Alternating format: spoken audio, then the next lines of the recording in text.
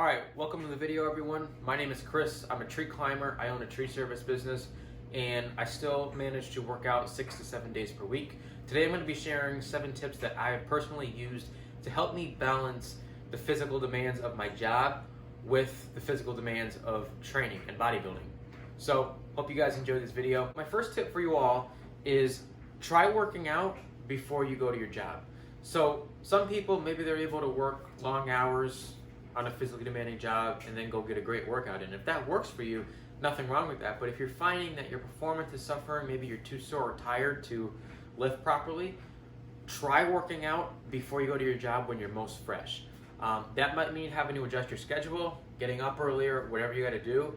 But if you're serious about your goals, you're going to do what needs to be done to make it happen.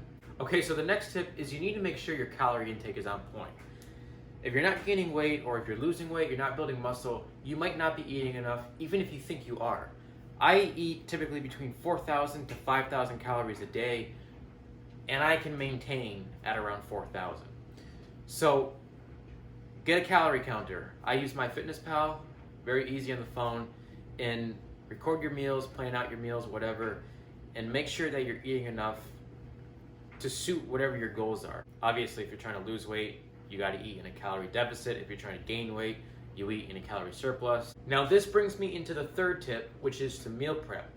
So when you're working a physically demanding job, have a busy lifestyle, tired after work, etc., probably don't want to come home and have to worry about putting together a big meal and everything, especially if you're like me, eating a really high calorie diet where you need to eat a lot of food. Meal prepping can be your best friend because it saves you time, saves you energy.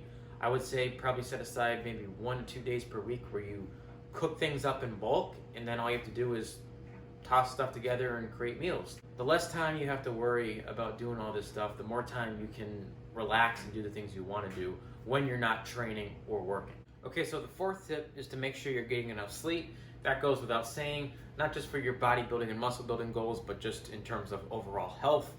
Now, if you are getting up earlier to make time for your workout before you go to work, you might have to go to bed earlier. Figure out whatever you need to do to make sure you're getting the right amount of sleep for you specifically.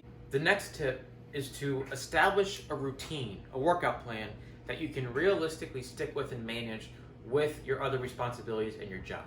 You want to be doing something that is going to help you reach your goals and that you're going to actually enjoy doing, because when you enjoy it, you're more likely to stick with it and you're more likely to put in more effort. So experiment, find a routine that is going to work for you, that's going to help you reach your goals, while also managing everything else you have to do and the job. With all that combined, your training, your job, everything else you got going on, you don't want to be doing something that is going to cause you to burn out, because you need to function, right? You want to be able to take care of everything you got to do. So, figure out whatever the right routine is for you. Tip number 6, make time for stretching and or yoga, whatever you do, whether you just do a couple stretching exercises or you do an actual yoga routine.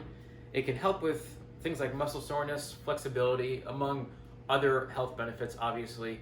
So the 7th and final tip is, if you're just starting with a routine or you just started working a physically demanding job, you need to give your body time to adjust to the increased workload. So if you're just getting started with a routine or a new job and you feel more sore than normal, or you feel more tired, maybe you're struggling with your workouts, it doesn't necessarily mean that what you're doing is wrong or you're doing too much. It could just mean that it's new. Your body isn't used to that workload, and you need to give yourself time to adapt and make adjustments as needed.